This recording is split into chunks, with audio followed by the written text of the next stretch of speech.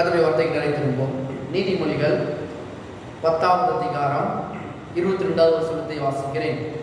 கர்த்தரின் ஆசீர்வாதமே ஐஸ்வர்யத்தை தரும், அதனோட அவர் வேதனையை கூட்டார். ஜெபம். பரலோகத்தின் தகப்பனை துதிக்கிற ஆண்டவரே, இயேசுவின் நாமத்தில் வருகிறோம். ஆண்டவரே, உங்களுடைய வார்த்தைகளை நாங்கள் கேட்டு அதன்படி நடக்க ஆண்டவரே, எங்கள் வாழ்க்கையில் இந்த விதைகள் 1, 30, 100, 1000 மடங்கு பெருக்கத்தை தர நீங்கள் உதவி செய்கிறீர். அதற்காக நன்றி. இயேசுவின் நாமத்தில் பிதாவே, ஆமென். பாருங்க, நாம் தொடர்ந்து பார்த்து கொண்டு வருகிறோம். கர்த்தரின் ஆசீர்வாதம் தான் ஒரு மனிதனுக்கு ஐஸ்வர்யத்தை தர முடியும் என்று வேதம் திட்டமாக போதிக்கிறது. பாருங்க, எப்போதுமே வேதம் போதிக்கிறது தான் நம்முடைய வாழ்க்கையிலே நடக்கிறதா இருக்கும். பாருங்க, இன்னைக்கு உலக மக்கள் எல்லாம் என்ன பண்றாங்கன்னா, அவர்கள் எப்படியாவது முயற்சி பண்ணி முன்னேறணும்னு நினைக்கிறாங்க. ஆனா பாருங்க, இந்த நண்டு போட்டோம் அப்படின்னோம்னா, இந்த ஒரு நண்டு ஏறும், இன்னொரு நண்டு என்ன பண்ணோம்னா காலை பிடிச்சி இழுத்து விட்டுரும். பாருங்க, எந்த நண்டுமே ஏறாது. அதே போலதான் உலகம் இருக்குது. ஒருத்தன் உயரணும்னு ஆசைப்பட்டா பாருங்க, இன்னொருத்தவங்க என்ன பண்றாங்க, கீழே இறக்கி விட்டுறாங்க. பாருங்க, எல்லாரும் மனிதர்களும் அப்படித்தான் இருக்கிறாங்க. ஆனா ஆண்டவர் சொல்றாரு, என்னுடைய ஆசீர்வாதம் ஒருவனுடைய இருந்துச்சுன்னா அவன் எப்படி இருப்பான், ஐஸ்வர்யமானாக மட்டும்தான் இருப்பான் என்று வேதம் திட்டமாக போதிக்கிறது. அப்ப பாருங்க, வேதம் என்னைக்குமே ஒரு மனுஷனுடைய வாழ்க்கையில ஆசீர்வாதத்தை மட்டும்தான் கொண்டு வருகிறதா இருக்கிறது. இன்னைக்கும் சரி, என்னைக்கும் சரி, மனுஷனுடைய வாழ்க்கையில ஆசீர்வாதத்தை தேவன் வைத்திருக்கிறார். அதனாலதான் யோபு இதுல விதமாய் சொல்லுகிறான். யோபு திருக்குறள் யோபு 22:21, நீ அவருடைய பழகி சமாதானமாயிரும், அதனால் உமக்கு நன்மை வரும். இது தமிழ்ல ஒரு இந்த வார்த்தையை இன்னும் அழகா சொல்லணும் அப்படின்னா பாருங்க, நியூ இன்டர்நேஷனல் வெர்ஷன்ல எப்படி வருது, submit to God and be at peace with him, in this way prosperity will come to you. பாருங்க, இதுல மொழிபெயர்ப்புல ஒரு சில சரியான இது வரல. எப்படி போட்டுருக்குன்னா, நீர் அவருடனே பழகி சமாதானமாயிரும், அதனால் உமக்கு நன்மை வரும் என்று தமிழ் பைபிள்ல போட்டிருக்குது. ஆனா நியூ இன்டர்நேஷனல் வெர்ஷன்ல எப்படி போட்டிருக்குன்னா, நீ அவருடனே பழகி சமாதானமாயிரும், அதனால் உமக்கு செல்வ செழிப்பு உங்களுடைய வாழ்க்கையிலே வந்து சேரும். என்ன மாதிரி வார்த்தை பாருங்க. ஒரு மனுஷன் பாருங்க இதைத்தான் எதிர்பார்க்கிறான், செல்வ செழிப்பு, ப்ராஸ்பரிட்டி ஒரு மனுஷனுடைய வாழ்க்கையில வேணும்னா பாருங்க, நம்ம அவருடனே பழக வேண்டும். பழகும் பொழுது என்ன வரும்னா செழிப்பு வரும் என்று வேதம் இங்கே குறிப்பிடுகிறது. இன்னும் சொல்ல போனா அங்க நன்மையும் போட்டிருக்குது. என்ன நன்மை?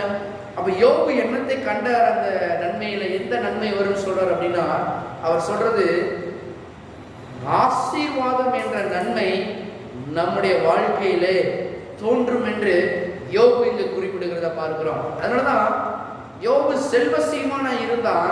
ஆனா பாருங்க, பிசாசு அவனுடைய எல்லாவற்றையும் எடுத்து பாருங்க ஒன்றில்லாதவன ஆக்கி பாருங்க, இவனுடைய பேச்சும் அப்படி விதமா இருக்குது. ஆனா ஒரு சில காலங்கள்ல அவனுடைய பேச்சு மாற ஆரம்பிக்குது. பேச்சு மாற ஆரம்பிக்கும் போது பாருங்க, கர்த்தர் நிச்சயமா ஆசீர்வதிப்பார் என்ற எண்ணம் அவனை விட்டு போகவே இல்லை. கர்த்தரை உறுதியா பிடிச்சிருக்கிறான். என்ன நடக்குது அப்படின்னா, கடைசியா அவன் ரெட்டிப்பான மடங்கை தேவன் அவனுக்கு கொடுக்கறத பார்க்கிறோம். அப்ப யோபு எதை சொல்றாரு, எந்த நன்மையை சொல்றாரு அப்படின்னா, ஆசீர்வாதத்தை சொல்றாரு. ப்ராஸ்பரிட்டி, செழிப்பை குறிப்பிடுகிறார் யோபு. இன்னைக்கு பாருங்க, நன்மை வந்து சேரும், நன்மை வந்து சேரும். என்ன நன்மை வந்து சேரும், அதான் முக்கியம். கர்த்தர் சொல்றாரு இங்க யோபுனுடைய வாழ்க்கையிலிருந்து நாம் பார்க்கும் பொழுது செழிப்பு உண்டாகும் என்று வேதம் திட்டமாய் போதிக்கிறது. அவரோடு உள்ள ஒரு பழக்கம், ஒரு ஐக்கியம் ரொம்ப முக்கியம். பாருங்க, இன்னைக்கு கடவுளோடு பழகுனா என்ன நடக்கும் அப்படின்னு நிறைய பேர் கேட்கிறாங்க. நான் சொல்றேன், கடவுளோடு பழகும் போது ஆசீர்வாதம் என்ற நன்மைகள் ஒவ்வொன்றாய் நம்முடைய வாழ்க்கையில தோன்றுவதை நாம் பார்ப்போம். ஆனா எந்த அளவுக்கு பழகுறோமோ அந்த அளவுக்கு நம்முடைய வாழ்க்கையில உயர்வதை நாம் பார்ப்போம். அப்ப அவரோடு உள்ள ஒரு கிறிஸ்தவ வாழ்க்கை தான் ஆசீர்வாதமான வாழ்க்கை, இன்பத்தின் வாழ்க்கை, செழிப்பின் வாழ்க்கை, கொழிப்பின் வாழ்க்கை, சமாதானத்தின் வாழ்க்கை, எல்லாவற்றிலும் தேவனோடு உள்ள அந்த பழக்கம் பாருங்க, அதுதான் எல்லாவற்றிற்கும் அடிப்படையான ஒன்று. அவரோடு உள்ள பழக்கம் நம்மளை உயர கொண்டு செல்லும். ஆபத்துக்கு தப்பு வைக்கக்கூடியதுதான் இந்த ஆசீர்வாதம். ஒரு மனுஷனுடைய வாழ்க்கையில எது ரொம்ப தேவை இன்னைக்கு இருக்கிற சூழ்நிலை அப்படின்னா, ஆசீர்வாதம் என்பது ரொம்ப ரொம்ப முக்கியமான காரியம். இன்னைக்கு உலக மக்கள் பாருங்க, ஏதோ ஒரு தேவன் வரப்ப தடுமாறி திரியும் பொழுது, ஆனா தேவன் சொல்றாரு, இந்த உலகத்துல உங்களுக்கு உபத்திரவங்கள் உண்டு. என்னென்ன உபத்திரவம் உண்டு? கர்த்தர் சொல்லியிருக்காரு. சிலது ஆவிக்குரிய ரீதியில, தேவனோடு ரீதியில ஒரு உபத்திரம் வரலாம், அது ஊழியக்காரர்களுக்கு. ஆனா பாருங்க, விசுவாசிகளுக்கு என்ன உபத்திரம் இருக்குது? என்ன உபத்திரம் அப்படின்னா பாருங்க, ஒரு தேவன் கொடுத்த இந்த உலகத்துல உள்ள செழிப்ப என்ஜாய் பண்ண முடியாத அளவுக்கு ஒரு உபத்திரவத்தை என்ன கொண்டு வரான்? பிசாசு கொண்டு வரான். உடம்புல பலவீனத்தை கொண்டு வரான்.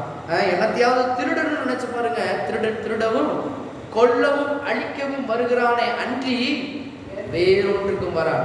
கொல்லவும் அழிக்கவும். எதை அழிக்க வரான் பாருங்க? தேவன் கொடுத்த செழிப்பை என்ன பண்றான்? அழிக்கிறதுக்கு வரான். எதை கொல்றதுக்கு வரான்? தேவன் கொடுத்த பலனை கொல்றதுக்கு வரான். பாருங்க இந்த மாதிரி பிசாசு தீவிரமாய் செயல்படும் பொழுது, நாம் தேவனோடு பழகிறதுல தீவிரம் காமிப்போம் என்றால், வேதம் சொல்லுகிறது, அவரோடனே பழகும் பொழுது நம்மளுக்கு என்ன வருமா? சமாதானம் நிச்சயமாய் வரும். பாருங்க, அதுக்கு நல்ல எக்ஸாம்பிள், ஆபிரகாமை அழைக்கும் போது தேவன் எப்படி அழைக்கிறார்? திருக்கும் ஆதியாகமம் 12வது அதிகாரம், ஆதியாகமம் 12, ஆதியாகமம் 12, ஆதியாகமம் 12:1 பாருங்க. கர்த்தர் ஆபிரகாமை நோக்கி, நீர் உன் தேசத்தையும் உன் இனத்தையும் உன் தகப்பனுடைய வீட்டையும் விட்டு புறப்பட்டு நான் உனக்கு காண்பிக்கும் தேசத்துக்கு போ. பாருங்க, ஆபிரகாமை விதமாய் தேவன் அழைத்து எதுக்காண்டி அழைக்கிறாரு? இன்னைக்கு ஒரு மனுஷனை கடவுள் ஒருத்தர் மனுஷனை அழைக்கிறார் அப்படின்னா எதுக்காக அழைக்கணும்? நீ நிறைய பேர் சொல்றாங்க பாருங்க, ஏதோ இந்த இடத்துல இருந்து இந்த இடத்துக்கு வந்துட்டேன், ஏதோ இந்த இடத்துல இருந்து அந்த இடத்துக்கு போறேன், அங்கேயாவது நல்லது நடக்குமா அப்படின்னு நிறைய பேர் நினைக்கிறாங்க. இல்ல, கடவுள்கிட்ட ஒரு மனுஷன் வந்தான் அப்படின்னா அவனுக்கு என்ன நடக்கும் அப்படின்றத வேதம் திட்டமாக போதிக்கிறது. என்ன நடக்கும் அவனுடைய வாழ்க்கையில? ஆண்டவராகிய இயேசு கிறிஸ்து பாருங்க, ஒரு மனுஷனை தொடும் பொழுது அவருடைய வாழ்க்கை எப்படி மாறணும் அப்படின்னு எதிர்பார்க்கிறார். தேவனுடைய எண்ணம் என்ன? அதனாலதான் உங்கள் நினைவுகள் என் நினைவுகள் அல்ல, உங்கள் நினைவுகளை பார்க்கிலும் என் நினைவு உயர்ந்து இருக்கிறது என்று வேதம் போதிக்கிறது. அது என்ன மாதிரியான உயர்வு? தேவன் ஒரு மனுஷனை அழைக்கும் போது என்ன மாதிரியான உயர்வை கொண்டு அழைக்கிறார்? இன்னைக்கு கிறிஸ்தவ வாழ்க்கைக்குள்ள பல பேர் வந்திருக்கிறீங்க, எப்படி இருக்க போகுதோ அப்படின்னு நீங்க யோசிக்கலாம். ஆனா நான் சொல்றேன், எப்படி இருக்க போகுதுன்றதை எப்படி கவனிங்க. ஆபிரகாம் ஒன்று இல்லாதவன். அவன் யார் அப்படின்னா, ஒரு களிமண்ணை செஞ்சு பாருங்க ஊரா வித்துக்கிட்டு இருந்தவன் பாருங்க. அப்படிப்பட்ட மனுஷனை தேடி ஆண்டவர் வருகிறார். இன்னைக்கு ஆண்டவர் அப்படித்தான் வருகிறார். தேவன்னா யாருன்னு தெரியாம, இயேசு என்றால் யாருன்னு தெரியாம, அவர் என்ன செய்வார், எப்படி இருப்பார் என்ற அறியாத ஜனங்கள் மத்தியில தான் கொண்டு போய் ஆண்டவர் என்ன பண்றாரு? அந்த மாதிரி அழைக்கிறார். ஏன்? அவனை எடுத்து பயன்படுத்தணும். ஒன்று இல்லாம அவனுக்கு ஒண்ணு பாருங்க, எந்த திறமையும் இருக்காது, எந்த தாழ்ந்து இருக்காது, இவனால என்ன முடியும் அப்படி யோசிக்கிறவங்க மத்தியில தேவன் அப்படிப்பட்டவர்களை எடுத்து என்ன பண்றாரு? ஆசீர்வதிச்சு உயர்த்துகிறார். ஏன்? அவர் இருக்கிறார் என்பதை காண்பிப்பதற்கு இந்த மாதிரி ஆளுகள் தேவை பாருங்க. இன்னைக்கும் கர்த்தர் அந்த விதமாக தான் இருக்கிறாரு. நிறைய பேர் பார்க்கலாம், ஒன்றும் இல்லை, உங்களுக்கு என்ன இருக்குது, உங்களுக்கு என்ன முடியும், உங்களை என்ன செய்ய முடியும் பாருங்க. அப்படி கேட்கிறவர்கள் மத்தியில தேவன் அவர்கள் பட்சமாய் அவர்களுடைய கூடையை நின்று அவர்களை ஆசீர்வதிக்கிற தேவனாய் இருக்கிறார். இதைத்தான் அன்னையில இருந்து இன்னைக்கு வரைக்கும் பண்றாரு. பாருங்க, ஆபிரகாமை அழைக்கிறாரு. என்ன சொல்றாரு? ஒரு நல்ல ஒரு சத்தியம் இன்னைக்கு நாம் கற்றுக்கொள்ள போகிறோம். ஆசீர்வாதத்தின் சத்தியங்கள் என்ன? ஆதியாகமம் 12வது அதிகாரம் 2வது வசனம் பாருங்க. ஆபிரகாம் அழைச்சு என்ன சொல்றாரு? நான் உன்னை பெரிய ஜாதியாக்கி உன்னை ஆசீர்வதித்து உன் பெயரை பெருமைப்படுத்துவேன், நீ ஆசீர்வாதமாய் இருப்பாய். பாருங்க, இதுல இவ்விதமாய் வருகிறது, நான் உன்னை பெரிய ஜாதியாக்கி உன்னை ஆசீர்வதித்து உன் பெயரை பெருமைப்படுத்துவேன், நீ ஆசீர்வாதமாய் இருப்பாய். தமிழ்ல வருது. நான் ஆம்பிளிஃபைட் வெர்ஷன்ல இவ்விதமாய் வாசிக்கிறேன், கேளுங்க.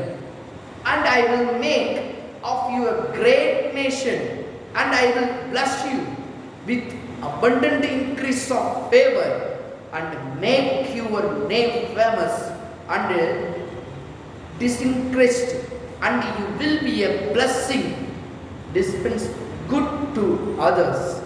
தமிழ்ல விதமாய் நான் வாசிக்கிறேன்.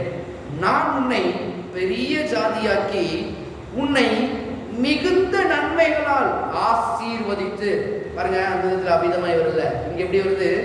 உன்னை மிகுந்த நன்மைகளால் ஆசீர்வதித்து உன் நாமத்தை புகழ்ந்து சிறப்பிப்பேன், நீ மற்றவர்களுக்கு நன்மையை வழங்கும் ஆசீர்வாதமாயிருப்பாய். என்ன மாதிரி வார்த்தை பாருங்க. இந்த வார்த்தை சாதாரணமா இருக்குது, ஆனா அந்த ஆம்பிளிஃபைட் வெர்ஷன்ல எப்படி இருக்குது பாருங்களேன். நான் உன்னை பெரிய ஜாதியாக்கி உன்னை மிகுந்த நன்மைகளால் ஆசீர்வதித்து. என்ன மாதிரி தேவன் உன்னுடைய வாழ்க்கையில அழைத்து இந்த வார்த்தையை கொடுக்கிறார். இதை நம்ம பார்க்க போகிறோம். சொன்ன வார்த்தையை நிறைவேற்றது மாத்திரமல்ல, அவரோட பழகுறதுல எப்படி பழகுனார் ஆபிரகாம், பழகுனால என்ன நன்மை வருது பாருங்க. சொல்றாரு, ஆசீர்வதித்து உன் நாமத்தை புகழ்ந்து சிறப்பிப்பேன். என்ன மாதிரி வார்த்தை பாருங்க. உன் நாமத்தைனா அவனுடைய பேரை என்ன பண்ணுவாரா? புகழ்ந்து சிறப்பிப்பேன். அநேகர் போற்ற அளவுக்கு உன்னுடைய பேரை என்ன பண்ணுவேன்? சிறப்பிக்க போறேன் அப்படின்றாரு. அடுத்தடுத்து நீ மற்றவர்களுக்கு நன்மையை வழங்கும் ஆசீர்வாதமா இருக்கு. என்ன மாதிரி பாருங்க. எப்பா நீயே ஒரு ஆசீர்வாதம் மாற போற, உன்கிட்ட வரவங்க என்ன பண்ணுவ? நன்மையை வழங்குகிற ஆசீர்வாதமாய் உன்னை நான் மாற்ற போறேன் அப்படின்ற என்ன மாதிரி வார்த்தை பாருங்க ஆபிரகாமுக்கு. இதெல்லாம் யோசிச்சு பார்க்கும்போது சாதாரண ஒரு ஓரத்தில் உட்கார்ந்து இருந்தவன் அன்றாட காட்சிக்கு பாருங்க மண்பாண்டைகளை செய்து சிலைகளை செய்து வித்து கொண்டிருந்தவனுக்கு தேவன் வெளிப்படுத்துகிற ஒரு வார்த்தையை கவனிங்க. என்ன மாதிரி வார்த்தை? உன் பேரை பெருமைப்படுத்துவேன், உன்னை மிகுந்த நன்மைகளால் ஆசீர்வதிப்பேன், உன் நாமத்தை புகழ செய்வேன், நீ மற்றவர்களுக்கு நன்மையை வழங்கும் ஆசீர்வாதமா இருப்பார். இவனே சாப்பாடுக்கு இல்லைன்ற நிலைமையில இருக்கிறவன ஆண்டவர் ஒரு மனுஷனை அழைக்கிற பொழுது எந்த மாதிரி ஆசீர்வதிக்க போகிறார் என்பதை வார்த்தைகளை கவனிங்க. நல்லா கவனிங்க. ஒன்றில்லாத நிலைமையில இப்ப இருக்கிறான். தேவன் அவனுக்கு வார்த்தையை கொடுத்துக்கிட்டு இருக்கிறாரு. இந்த மாதிரி நீ ஆக போகிற வாழ்க்கை இப்படி இருக்க போகுது அப்படின்னு பாருங்க. அடுத்தது 3வது வசனம், உன்னை ஆசீர்வதிக்கிறவர்களை ஆசீர்வதிப்பேன், உன்னை சபிக்கிறவர்களை சபிப்பேன், பூமியில் உள்ள வம்சங்கள் எல்லாம் உனக்குள் ஆசீர்வதிக்கப்படும் என்றார். இத ஆம்பிளிஃபைட் வெர்ஷன்ல விதமாக வாசிக்கிறேன். And I will bless to who bless you, who confer prosperity of happiness upon you. இங்க ஆங்கிலம் தெரிஞ்சவங்க ரொம்ப நல்ல சந்தோஷமா இருந்த வார்த்தைகள். And curse with who curse of use insolent language toward you. In you will all the familiars and kindred of the earth be blessed, and by you they will bless themselves. தமிழ்ல விதமாய் நான் வாசிக்கிறேன். மொழிபெயர்த்த எப்படி இருக்குன்னா, உன்னை ஆசீர்வதிக்கிறவர்களை நான் ஆசீர்வதிப்பேன், உன்னை சபிக்கிறவனையோ உன்னை கொடுமைப்படுத்தினவர்களையோ சபிப்பேன். என்ன மாதிரி வார்த்தை பாருங்க. தேவனுடைய வார்த்தையை பிடிக்கிற ஜனங்களுக்கு, தேவனை உறுதியா பிடிக்கிற ஜனங்களுக்கு, சில பேர் பாருங்க மனுஷன் சபிக்கிற மாதிரி இருப்பான், சில பேர் குத்துகிற மாதிரி இருப்பான், ஆசீர்வாதத்தை திருடுற மாதிரி இருக்கான் பாருங்க. கர்த்தர் சொல்றாரு, நீ என் பட்சம் நிற்கும் போது நான் எப்படி இருப்பேன்னா, உன்னை சபிக்கிறவனையோ உன்னை கொடுமைப்படுத்துகிறவனையோ நான் சபிப்பேன், பூமியின் சகல வம்சங்களும் உன்னில் ஆசீர்வதிக்கப்படும், உன்னாலே அவர்கள் தங்களை ஆசீர்வதித்துக் கொள்ளுவார்கள். என்ன மாதிரி வார்த்தை பாருங்க. உன்னைய வச்சு உன் பிள்ளையும் உன் பேர பிள்ளையும் சொல்லும் போது யா தாத்தானால தான் இன்னைக்கு ஆசீர்வாதமா இருப்பேன்றது. என்ன மாதிரி வார்த்தை பாருங்க, அவங்க கற்றுக் கொடுத்த வார்த்தைகள், அவங்க பழகின வார்த்தைகள் என்ன மாதிரி பாருங்க. ஆபிரகாமுக்கு இப்படிப்பட்ட வார்த்தைகள் சொல்லப்படுகிறது. நான் எடுத்து காண்பித்தேன். ஆதியாகமம் 12:2-3 இவ்விதமாய் வார்த்தை சொல்லப்படுகிறது. பாருங்க, இந்த மாதிரி அளவுக்கு அதிகமா உன்னை ஆசீர்வதிக்க போறேன்னு சொல்லி தேவன் வார்த்தையை கொடுத்துட்டாரு. இப்ப அவனோடு ஒருத்தை ஒட்டி கொள்றான். அவன் யாரு? லோத்து. பாருங்க, கர்த்தரை நேசிப்பவன் ஆபிரகாம். அல்ல கவனிங்க, 2 பேரு இங்க ஒருத்தர் லோத்தும் ஒட்டிக்கிட்டு வரான். அத வேதம் போட்டு பாருங்க.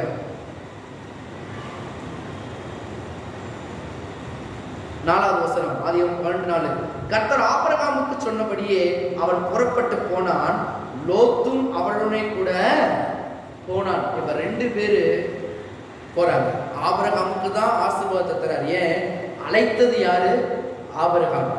இன்னைக்கும் ஆண்டவர் யார அழைச்சாரோ, யார மகிமைப்படுத்திட்டு இருக்காரோ, யார தன்னுடைய பிள்ளையாய் மாற்றி இருக்கிறாரோ அவர்களுக்கு தான் இந்த ஆசீர்வாதம். இன்னைக்கு உங்களுக்கு இந்த ஆசீர்வாதம் பாருங்க. ஆனா உங்க கூட ஒட்டுறவங்களுக்கும் உங்களை என்ன பண்ணும்? உங்களுடைய ஆசீர்வாதம் அவங்களுக்கும் போகும். கர்த்தரை நேசிப்பவன் ஆபிரகாம். எப்படி? ஆதியாகமம் 12வது அதிகாரம் 8வது வசனம் பாருங்களேன். பின்பு அவன் அவனிடம் விட்டு பெயர்ந்து பெத்தேலுக்கு கிழக்கே இருக்கும் மலைக்கு போய் பெத்தேல் தனக்கு மேற்காயும் ஆயி கிழக்காயும் இருக்க கூடாரம் போட்டு அங்கே கர்த்தருக்கு ஒரு பலிபீடத்தை கட்டி கர்த்தருடைய நாமத்தை தொழுது கொண்டான். என்னைக்கு பாருங்க, நான் சொன்னேன்ல, கடவுளோடு ஒரு பழக்கம் உங்களுக்கு இருக்குதா? கடவுளோடு ஒரு தொடர்பு இருக்குதா? ஆபிரகாம் வார்த்தை வந்துருச்சு போதும் உட்கார்ல. அழகவனிங்க, இன்னைக்கு வார்த்தை வந்துருச்சு போதும், வார்த்தை இருக்கு போதும்னு சொன்னா உயர முடியாது. கர்த்தருடைய ஆவியானவர் சொல்றாரு, என் கூட பழகு, அதனால் உனக்கு ஆசீர்வாத நன்மைகள் வரும். எல்லாம் சொல்லுங்க, ஆசீர்வாத நன்மைகள் வரும். நிச்சயம் வரும் பாருங்க. ஆசீர்வாத நன்மைகள் எங்கேயும் போகாது. மாஸ்டர், எனக்கு இன்னும் வரலையே அந்த வர வேண்டிய பணம், எனக்கு இன்னும் இந்த நகை திரும்ப கிடைக்கலையே, எனக்கு இன்னும் உயர்வு வரலையே, எனக்கு இன்னும் இந்த தொழிலில் உயர்வு இன்னும் கொஞ்சம் உயர்ந்தா நான் எல்லாத்தையும் முடிச்சிருவேன் நீங்க சொல்றீங்களா? கர்த்தர் சொல்றாரு, என்னோடனே பழக ஆரம்பி, இன்னும் அதிகமாய் பழக ஆரம்பி. பழகுன்னு அப்படின்னா செல்வ செழிப்பு அதிகமாக வரும். ஆபிரகாம் அப்படிப்பட்டவன் தான் பாருங்க. இந்த லோத்து ஆபிரகாம் இருவரும் ஆசீர்வதிக்கப்பட்டார்கள். எப்படி? தேவன் சொன்ன வார்த்தையின்படியே. திருப்புங்க, இப்ப ஆபிரகாம் ஒன்னும் இல்லாம வந்தவன ஆண்டவர் முதலாவது வார்த்தையை கொடுத்து, இவ்விதமா என்னோட பழகணும்னா சமாதானமா இருப்ப, ஆசீர்வாதமா இருப்பேன்னு சொன்னாரு. இவனும் ஆபிரகாம் என்ன பண்றான்? ஆண்டவரோடு பழகுறான். பழகுனால ஓட்டாண்டிய போல எப்படி இருக்கிறான்? ஆதியாகமம் 13வது அதிகாரம், ஆதியாகமம் 13:2.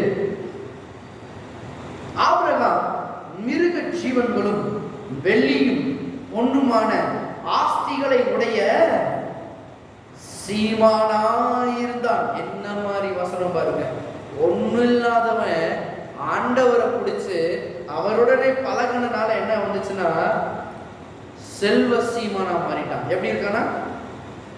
மிருக ஜீவன்களும் வெள்ளியும் பொன்னுமான ஆஸ்திகளை உடைய சீமானா இருந்தான்.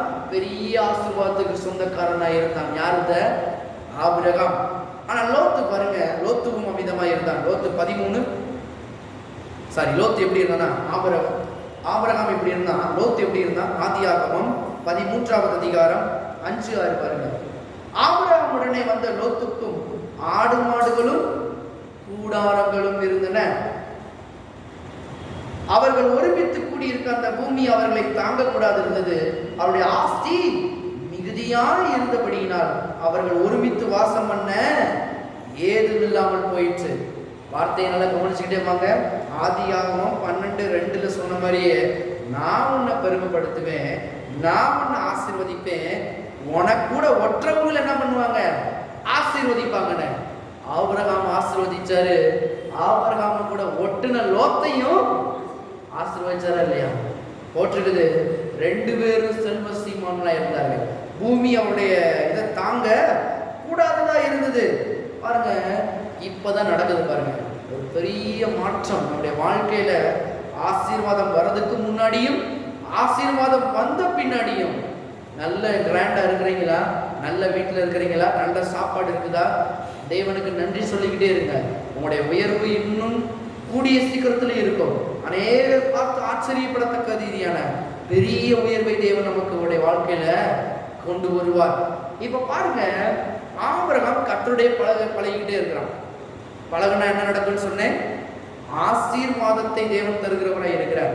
இப்ப லோத்து எப்போதுமே என்ன பண்றான்னா வெறும் ஆசீர்வாதத்தை பார்க்கிறான். ரெண்டும் பாருங்க, ரெண்டும் வேற வேற கான்செப்டே வேற. பாருங்க, கர்த்தரோடு பழகுனா அந்த ஆசீர்வாதம் வேறு. இவன் பாருங்க வெறும் ஆசீர்வாதத்தின் மேல மட்டும்தான் கண்ணை வைக்கிறான். எனக்கு இது நடந்தா நல்லா இருக்கும், ஏது வச்சா நல்லா இருக்கும். பார்க்கறதெல்லாம் ஐஸ்வர்யத்தை மட்டும்தான் பார்க்கிற வேலை. இல்ல இல்ல இல்ல இல்ல நீங்க லோத்து பார்த்த வேலை என்னன்னு பாருங்க. 13வது அதிகாரம் 11வது வசனம். அப்போது லோத்து யோர்தானுக்கு அருகான சமபூமி முழுவதையும் தெரிந்து கொண்டு கிழக்கே பிரயாணப்பட்டு போனான். இப்படி அவர்கள் ஒருவரை ஒருவர் விட்டு பிரிந்தார்கள். பிரிஞ்ச யாரு கூட இருந்த ஆசீர்வாதம்? கர்த்தர் சொன்னாரு, ஆபிரகாம் கூட இருந்த ஆசீர்வாதம். ஆபிரகாமை விட்டு போனா ஆசீர்வாதம் கிடையாது. பாருங்க, இவன் பாருங்க விட்டு பிரியினா. 12வது வசனம் பாருங்க. ஆபிரகாம் கானான் தேசத்தில் குடியிருந்தான். லோத்து அந்த யோர்தானுக்கு அருகான சமபூமியில் உள்ள பட்டணங்களில் வாசம் பண்ணி சோதோமுக்கு நேரே கூடாரம் போட்டான்.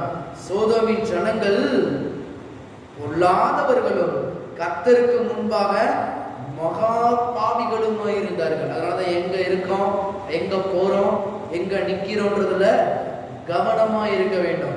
தேவனோடு ஒரு மனுஷன் பழகும் போது பாருங்க, ஆபிரகாமுக்கு இங்க அவருக்கு சொல்றாரு, நீ அங்க போக வேண்டாம், நான் உனக்கு காண்பிக்கும் தேசத்துக்கு போ, அந்த இடத்துக்கு மட்டும் போ, அங்கதான் உன் வாழ்வு இருக்குது, அங்கதான் உன் ஜீவன் இருக்குது, அங்கதான் தப்பிக்கொள்ளக்கூடிய போக்கு இருக்குது, நீ அங்க மட்டும் போ, எங்கேயும் போகாத. ஆனா லோத்து பாருங்க, கர்த்தர் பாருங்க கர்த்தருக்கு முன்பாக மகா பாவிகளுமாய் வெறுக்கிற கர்த்தர் வெறுக்கிற ஜனங்கள்கிட்ட போய் என்ன பண்றான்? போய் குடியேறான். பாருங்க, பொல்லாத ஜனங்கள் லோத்து தெரிந்து கொண்ட ஒரு இடமாய் மாறினது. பாருங்க, கடவுளை உண்மையாக தேடுபவன், தேவனுக்கு எல்லாவற்றையும் கீழ்ப்படிந்தவன். ஆனால் இந்த ஆபிரகாம் பாருங்க, இவன் கீழ்ப்படியாத ஜனங்கள். கீழ்ப்படிஞ்சவனா எல்லாரும் கர்த்தருக்கு விரோதமா இருக்கிற செயலை செய்வானா? கர்த்தருக்கு விரோதமா இருக்கிற ஜனங்களோடு போய் வாசம் பண்ணுவானவன். ஆனா பாருங்க, இவன் போறான், ஆனா கர்த்தருக்கு உண்மையாய் கீழ்ப்படிந்து தேடுபவன் ஆபிரகாம். பாருங்க, ஆதியாகமம் 14வது அதிகாரம் 18. அவன் எப்போதுமே தேவனுக்கு கீழ்ப்படுகிறவன். பாருங்க, எல்லாவற்றிலும் கீழ்ப்படிச்சு உண்மையாய் தேடுகிறவன். வேதம் போட்டுக்குது 18, ஆதியாகமம் 14:18. அன்றியும் உன்னதமான தேவனுடைய ஆசாரியனாய் இருந்த சாலேமின் ராஜாவாகிய மெல்கிசேதேக்கு அப்பமும் திராட்சரசமும் கொண்டு வந்து அவனை ஆசீர்வதித்து, வானத்தையும் பூமியையும் உடையவராகிய உன்னதமான தேவனுடைய ஆசீர்வாதம் ஆபிரகாமுக்கு உண்டாவதாக, சத்துருக்களை உன் கையில் ஒப்பு கொடுத்த உன்னதமான தேவனுக்கு ஸ்தோத்திரம் என்று சொன்னான். இவனுக்கு ஆபிரகாம் எல்லாவற்றிலும் தசம பாகம் கொடுத்தான். அப்ப தசம பாகம் என்பது தேவன் இவரை ஆசீர்வதித்ததினால், பாருங்க, அதை 10ல் 1 தேவனிடத்தில் என்ன பண்றான்? செலுத்துகிறவனாய் இருக்கிறான். அதனால பாருங்க, கர்த்தர் ஒரு மனுஷன் ஆசீர்வதிக்கும் போது கொஞ்சத்தில் ஆசீர்வாதத்தை நம்ம பார்த்துக்கிட்டே வரும் பொழுது தேவனுக்கு நம்ம என்ன பண்ணணும்? தேவனை கனப்படுத்துறோமா இல்ல உலக பிரகாரமான காரியங்களே நம்ம இழுத்து வச்சுக்கிறோம்? அது ரொம்ப முக்கியம். பாருங்க, வெறும் ஆசீர்வாதத்தின் மேல மட்டும் நம்ம கண்ணு இருக்குதா, இல்ல தேவன் தான் பெரியவர் என்ற கண்ணு இருக்குதா? இது தேவன் கொடுத்தது, இது தேவன் கொடுத்தது. நான் 10ல் 1 பங்கு என்ன பண்றேன்? கர்த்தருக்கே திரும்ப கொடுப்பேன் என்று உண்மையும் உத்தமமாய் இருந்தவன் ஆபிரகாம். பாருங்க, ஆபிரகாமுக்கு தெரியும் ஆசீர்வாதத்திற்கு காரணம் தேவன், இயேசு என்று அவனுக்கு தெரியும். பாருங்க, ஆனா லோத்து என்ன பண்றான்? தன்னுடைய பலன் தான், தன்னுடைய இதுதான் என்று அவன் பாருங்க செல்வ செழிப்பு பார்க்கிறத நம்பி போறான். பாருங்க, ஆனா ஆபிரகாம் அப்படி கிடையாது, ஆண்டவரை நம்பி போறான். ஆண்டவர் தான் பெரியவர் என்று போறான். பாருங்க, எல்லாவற்றிலும் பெருக்கம் கர்த்தருடன் பழகினால் வரும் என்று இவனை வைத்து அறிந்து கொள்ளலாம்.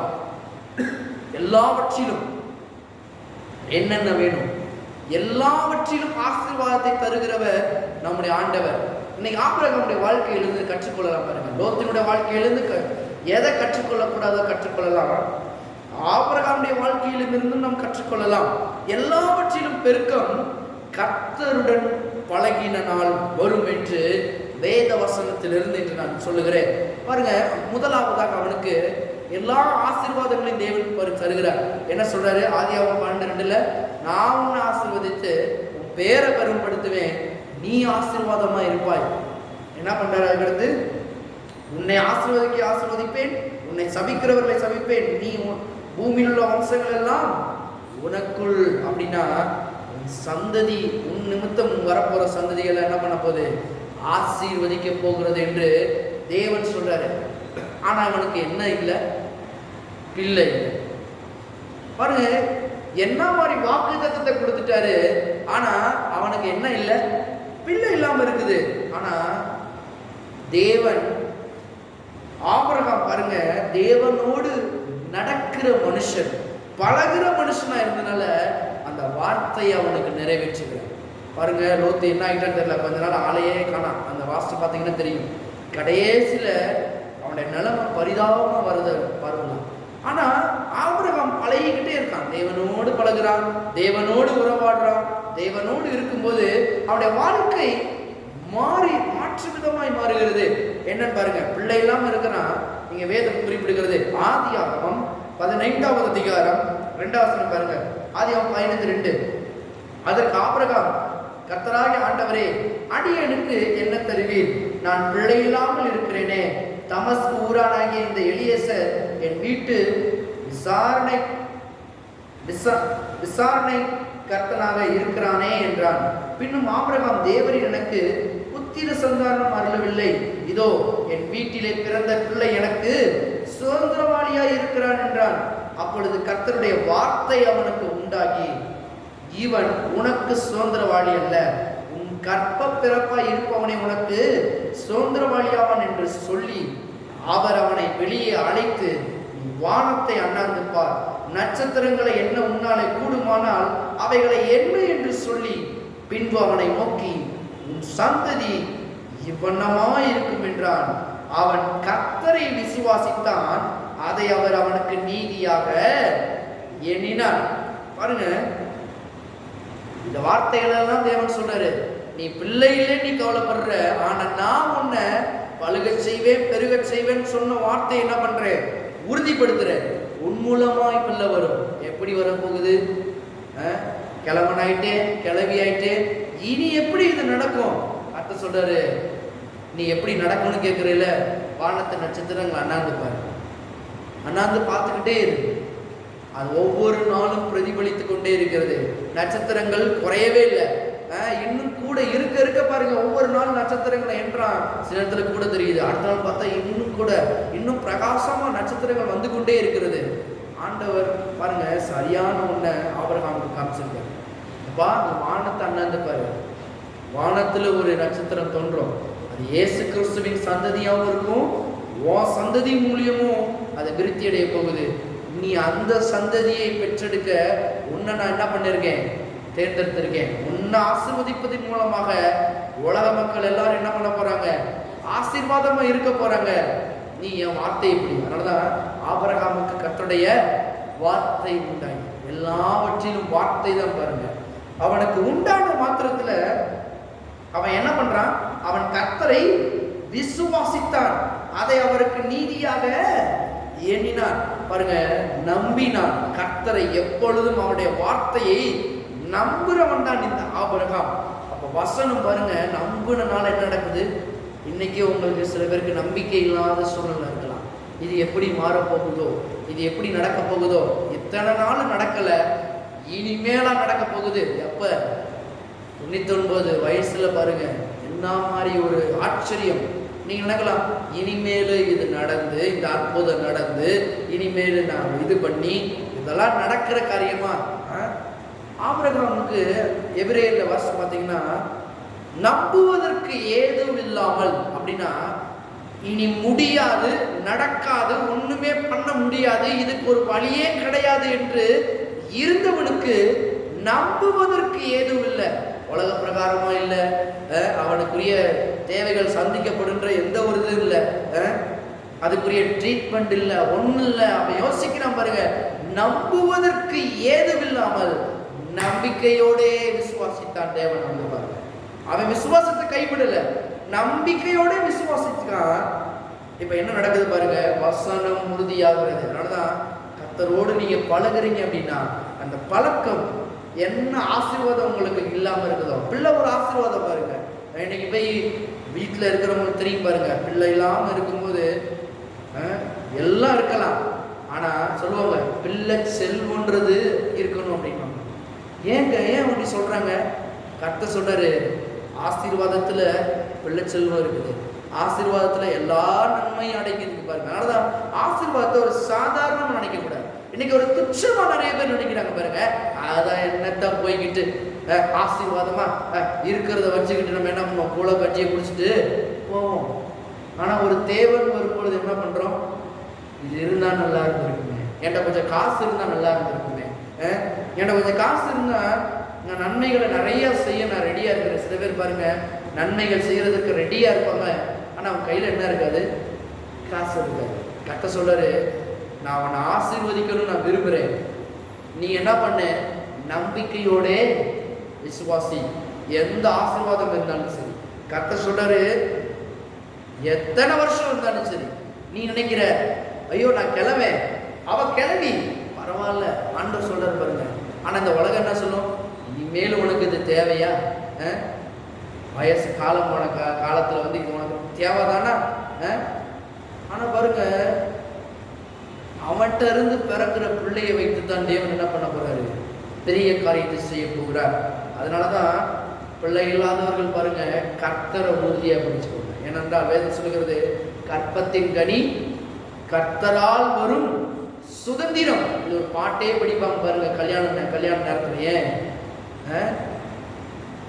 ஏன்னா கர்த்தர் தான் கற்பத்தின் கனியை ஆசீர்வதிக்க போகிறவர். அதனால பாருங்க, டாக்டருடைய ரிப்போர்ட்டை காட்டிலும் தேவனுடைய ரிப்போர்ட் என்னைக்குமே பெரியது.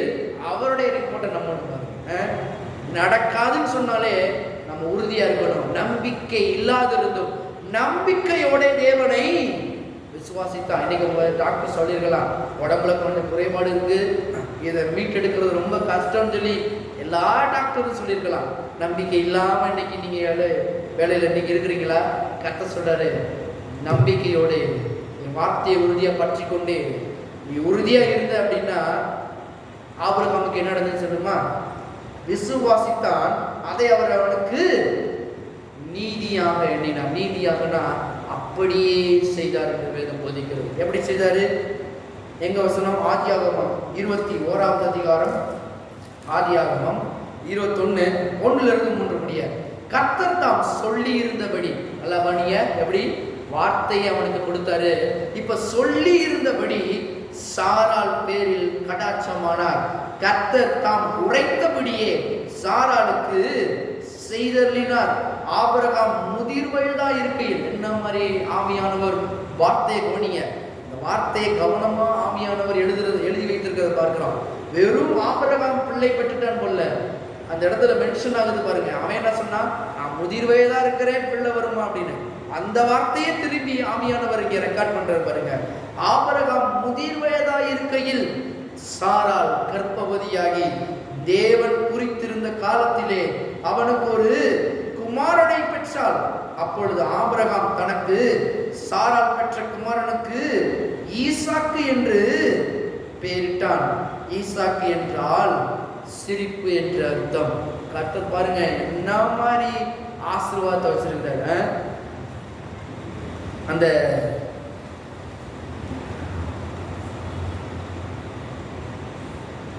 அந்த நம்பினான் விசுவாசித்தான் என்ற ஆதியாகமம் 15வது வருதுல்ல ஒரு வசனம். ஆதியாகமம் 15:6 வசனம். அவன் கர்த்தரை விசுவாசித்தான், அதை அவன் அவனுக்கு நீதியாக எண்ணினார் என்ற வசனம் வருதுல, அந்த வசனம் டிரான்ஸ்லேஷன்ல விதமாய் வருகிறது. அவன் ஆபிரகாம் கர்த்தரை விசுவாசித்தான். என்ன மாதிரி விசுவாசம் போடுறாங்க? நம்பிக்கை கொண்டான், சார்ந்திருந்தான், நிலைத்திருந்தான், அமர்ந்திருந்தான். மறுபடியும் வாசிக்கிறேன். கர்த்தரை விசுவாசித்தான். என்னென்ன மாதிரி விசுவாசிக்கிறான் பாருங்க. நம்பிக்கை கொண்டான். முதலாவது வார்த்தையில நம்பிக்கையா இருக்கிறான். நம்பிக்கை கொண்டான், சார்ந்திருந்தான். டாக்டரை சார்ந்திருக்கல, உலக மக்களை சார்ந்திருக்கல. எங்க சார்ந்திருந்தான்? கர்த்தரை சார்ந்திருந்தான். நிலைத்திருந்தான். நிலைத்திருந்தான் உறுதியா இருந்தான் பாருங்க. எவன் என்னன்னு சொல்லிட்டு போட்டான். என் கர்த்தர் செய்ய நினைத்தது தடைபடாது. என் தேவனால் நான் உயருவேன், ஒரு மதிலையும் தாண்டுவேன். விசுவாசிக்கிறான் பாருங்க. அதை அவனுக்கு நீதியாக எண்ணி எல்லாவற்றையும் அவனுக்கு வழங்கினார் என்று வேதம் குறிப்பிடுகிறது. பாருங்க, கர்த்தர் எல்லாவற்றையும் அவனுக்கு கொடுக்கிறாரு. பிள்ளையை கொடுத்தாரா? கொடுத்துட்டாரு. இன்னைக்கு பாருங்க, ஈசாக்குன்ற ஒரு சிரிப்பை கொடுத்தாரு. அழுகையில் இருந்தாங்க. ஒவ்வொருத்தரும் கேட்கும் போது குத்தப்பட்டவர்களாங்க. ஒன்றும் இல்லை, நடக்காது. இத்தனை நாள் கழிச்சு உனக்கு நடக்க போகுதா? இன்னுமா கர்த்தரை நம்புற? அதனாலதான் யோபு சொல்றது கவனிக்கலைங்க. யோபுடைய ஒய்ஃபும் அதுதான் சொல்றா. ஐயா, இன்னும் கர்த்தரையா நம்பிக்கிட்டு இருக்க? கர்த்தரை தூசிச்சு உன் ஜீவனை விடும். என்ன மாதிரி ஒய்ஃபு? இந்த மாதிரி ஒய்ஃபு என்னத்தை பண்றது வச்சுக்கிட்டு. ஆனா பாருங்க, இவன் கர்த்தரை விசுவாசிக்கிறான். அதனால சொல்றான், அவருடனே பழகி நான் சமாதானம் இருப்பேன். அதனால் எனக்கு என்ன உண்டாகும்? செழிப்பு உண்டாகும், ஆசீர்வாதம் உண்டாகும். எல்லா இழந்து போன நன்மைகளையும் நான் திரும்ப என்ன பண்ணுவேன்? பெற்றே தருவேன். இழந்து போன குமாரர்களை திரும்ப பெற்றான் யோபு. அன்னைக்கு அதே ஒய்ஃபு தான் பாருங்க, அதே என்ன வார்த்தையை சொன்னா, என்னமா கர்த்தரை நம்புற? தூசித்து ஒரு ஜீவனை விடுமையா? உடம்பு பூரம் பருவா இருக்குது, சுரண்டி நோண்டிக்கிட்டு இருக்கிற, உன்னை பார்த்தாலே அருவருப்பா இருக்குது, உன்னை கண்டாலே எரிச்சலா இருக்குது. நீ என்னத்தை பண்ண போற என் குடும்பத்துக்கு? ஒன்னும் இல்லாம இருக்கேல. பாருங்க, கர்த்தர் அந்த மாதிரி ஆட்களை பயன்படுத்தி அதே குடும்பத்திற்கு மறுபடியும் யோபுவை ஆசீர்வாதமாக வைத்தார். அவ ஒட்டிக்கிட்டு இருக்கா. இழந்து போன எல்லாவற்றையும் ரெட்டத்தனையாய் பெற்றுக்கொண்டான். பாருங்க, அவனுடைய மனைவி அங்க கூட இருக்கிறார். கர்த்தர் சொல்றாரு, உங்க குடும்பத்துல கூட உங்களை சில பேரை மதிக்காம இருக்கு, குடும்பத்துல கூட சில பேர் உங்களை தாழ்வா என்னலாம். ஆனா கர்த்தர் சொல்றாரு, நீ என்ன சார்ந்து கொண்டேன்னா, யாரு மதிக்காம இருக்காங்களோ, யாரு கனவீனப்படுத்தினாங்களோ அதே இடத்துல நான் உன்ன பேரை என்ன பண்ணுவேன்? கனப்படுத்துவேன். இப்படித்தான் கர்த்தர் கனப்படுத்துறாரு. பிள்ளை இல்லைன்றவனுக்கு முதலாவது என்ன பண்றாரு? பிள்ளையை கொடுத்தார். இரண்டாவது ஐஸ்வர்யத்தை கொடுத்தார். பாருங்க, அவனுடைய வேலைக்காரனுடைய சாட்சியை பாருங்க. ஆதியாகமம் 24 அதிகாரம், ஆதியாகமம் 24 34 35. அப்பொழுது அவன், நான் ஆபிரகாமுடைய ஊழியக்காரன்னா வேலைக்காரன். கர்த்தர் என் எஜமானை மிகவும் ஆசீர்வதித்திருக்கிறார். ஒன்னும் இல்லாத நிலைமையில இருந்து வந்தப்ப வார்த்தையை பிடித்துக் கொண்டு கர்த்தரோட பழகி கர்த்தருடைய சமாதானமா இருந்த மனுஷனுக்கு இப்ப என்ன நடக்குது?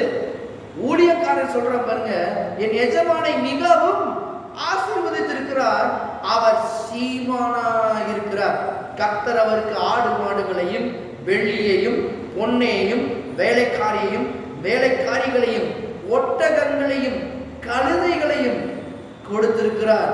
என் எஜமானுடைய மனைவியாகிய சாரா முதிர் வயதான போது என் எஜமானுக்கு ஒரு குமாரனை பெற்றார். அவர் தமக்கு உண்டான யாவும் அவனுக்கு கொடுத்திருக்கிறார். என்ன மாதிரி ஆசீர்வாதம் பாருங்க. இன்னைக்கு கர்த்தரோடு பழகுற ஜனங்களை நீ நிறைய பேர் ஆசீர்வாதம் வேணுங்க. எப்படிங்க இந்த கர்த்தரின் ஆசீர்வாதம் இவ்வளவு அளவுக்கு உயர்றதுன்னு கேட்கிறாங்க. நான் சொல்றேன், ஒரு சின்னதான் பாருங்க, அவருடனே பழகுறதுனாலதான் என்ன வரும்? இப்படிப்பட்ட ஆசீர்வாதங்களை நாம் என்ன பண்ண முடியும்? சம்பாதிக்க முடியும். பாருங்க, இதனால என்ன நடக்கும் தெரியுமா? ஐஸ்வர்யம் வந்தாச்சு, பிள்ளையும் பெற்றெடுத்துட்டான். இப்ப அடுத்து என்ன நடக்கணும்?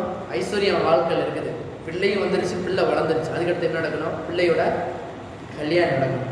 இன்னைக்கு பிள்ளையோட கல்யாண நேரத்தில் தான் பாருங்க உலக மக்கள் என்ன பண்றாங்க, அலைஞ்சு திரியிறாங்க. எப்படிப்பட்ட பொண்ணை தேர்ந்தெடுக்க போறேனோ, ஐயோ நல்ல பொண்ணோ கெட்ட பொண்ணோ எப்படி இருக்க போகுதோ, அப்படியே பதக்குது பாருங்க மனசுக்குள்ள.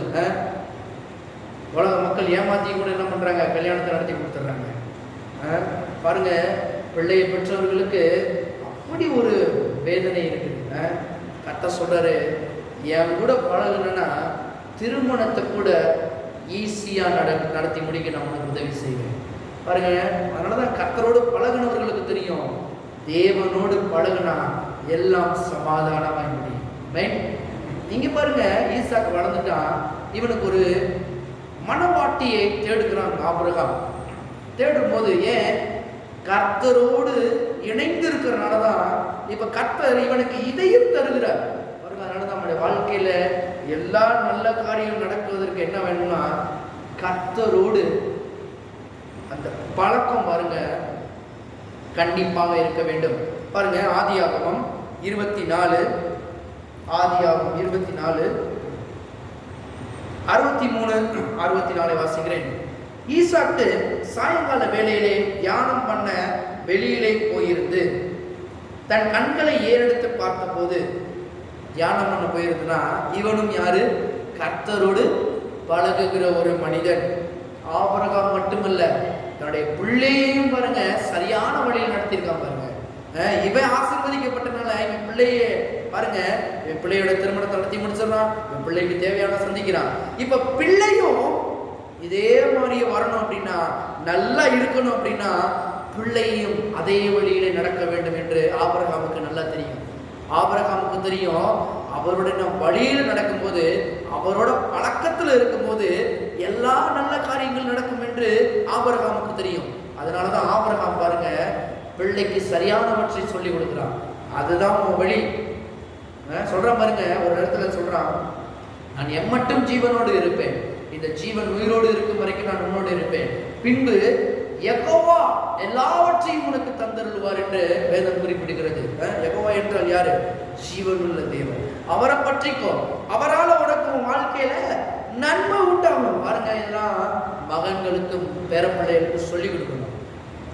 நான் இருக்கிற வரைக்கும் என் நிமித்தமாய் கர்த்தர் உன்னை ஆசீர்வதிக்கிறார்கள், நான் இல்லாதப்பையும் கர்த்தர் உன்னை ஆசீர்வதித்துக் கொண்டே இருப்பார்.